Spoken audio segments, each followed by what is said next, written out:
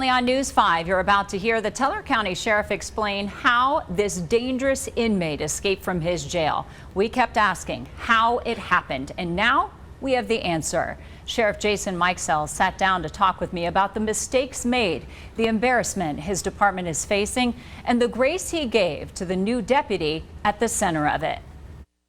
An inmate so dangerous he was supposed to be in prison for more than 3 decades. Chancey Colwell was just sentenced for shooting at Teller County Sheriff Jason Mikesell's deputies.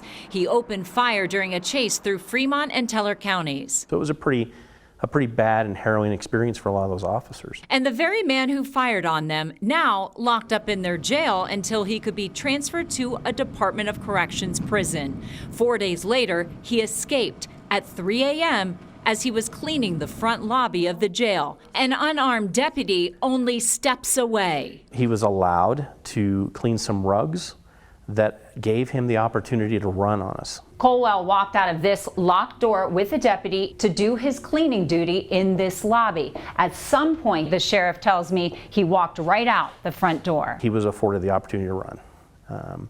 And unfortunately, he was fast enough that deputy couldn't keep up with him. 4 days later, he was back in custody and back in the Teller County Jail. We know that he ended up in Kansas City. We believe that he went towards our Meadowood Park. The sheriff doesn't know what happened next. No one may ever know. But what he does know is ultimately the blame falls on him. There were several steps that were missed. And although they were small steps that were missed, it's a big deal. But why would you let him help your department when you know this is a man who's willing to kill your deputies? Well, that's one of our questions. Okay, so under our normal policies, we don't allow that. This somehow slipped through our crack, or a crack in the system that we have. And what about the deputy who was there when Colwell ran? The sheriff says he's been on the department for less than a year, and tonight he's still on the job. He's a great deputy. I think he's an up-and-comer. And I look at it and go, you know whose fault it really is mine. It sounds like you gave him a lot of grace. Well, I think we have to give people grace when they make a mistake. I think our whole world right now is just this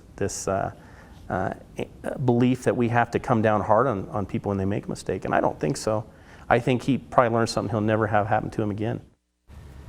The sheriff tells me the last escape from his jail happened 18 years ago. Meanwhile, he tells me Chancey Colwell is no longer allowed out of his cell, that is, without chains on his legs, and he's no longer allowed to clean, Rob. Yeah, and a big question from all of us is why are inmates cleaning in the first place? Well, because of COVID, the jail can't find enough workers who want to clean, so they have some of their inmates actually do the housekeeping there. But again, the sheriff says Colwell should never have been assigned to cleaning duty. Finally getting some answers tonight. Dianne, thanks.